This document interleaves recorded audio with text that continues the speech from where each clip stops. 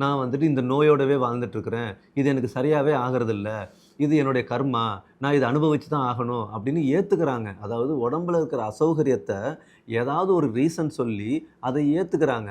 Once அவங்க அத ஏத்துக்கிட்டாங்கன்னா, அது அவங்கள விட்டு போகாது.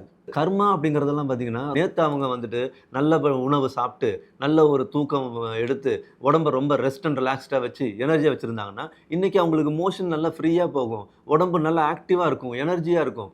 நேத்து அவங்க வந்துட்டு கண்ட மேனிக்கு எதையாவது ஒண்ண சாப்ட்டு, சரியான தூக்கம் இல்லாம, உடம்ப போட்டு கண்டம் பண்ணிட்டு இருந்தாங்கன்னா, இன்னைக்கு மோஷன் சரியா போகாது. இறுக்கமா போகும். இல்ல லூஸ் மோஷன் போகும். இல்ல வாந்தி பேதி வரும்.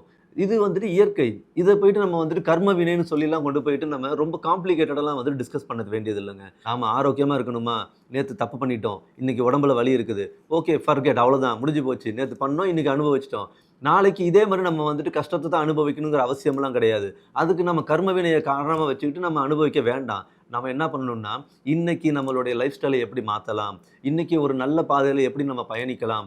அப்படிங்கிறத நம்ம யோசிச்சு, அத இம்ப்ளிமெண்ட் பண்ணிட்டு, நம்ம சரியான ஒரு பயிற்சி முறையில இருந்தோம் அப்படின்னா, நாளைக்கு நம்ம பெயின் ரிலீஃப் வந்துட்டு என்ஜாய் பண்ண முடியுங்க. நாளைக்கு ஒரு நல்ல தூக்கத்த நம்மளால எடுக்க முடியும். நம்ம பாடியில ஒரு எனர்ஜி லெவல நம்மளால பாத்துற முடியுங்க. ஸோ கர்ம வினையெல்லாம் அப்படின்னு சொல்லிட்டு, ஒரு காரணமா வச்சு, நம்ம காலத்துக்கும் வந்துட்டு ஒரு ஆரோக்கிய குறைபாடிலேயே இருக்கணுங்கிற அவசியம் கிடையாதுங்க.